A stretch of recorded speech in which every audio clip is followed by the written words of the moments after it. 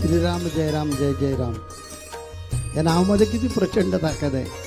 या रामाच्या रूपामध्ये आपण गुंग होतो ना, त्याबरोबर मरातून आपली सुटका होते। हे राम नाम जे आहे ते काय सांगतं आपल्याला की तू मराला घाबरतोस कशाला। ही मराची जी दिंडी आहे 84 लक्ष योनीची, ही जर तुझी थांबायला पाहिजे असेल तर तुझ्यातला राम तुला बघितला पाहिजे। तो जो राम आहे हा आपल्या प्रत्येकामध्ये आहे आणि प्रत्येकातला राम ज्यावेळी आपण शोधू त्यावेळी आपली ही दिंडी थांबणार आहे।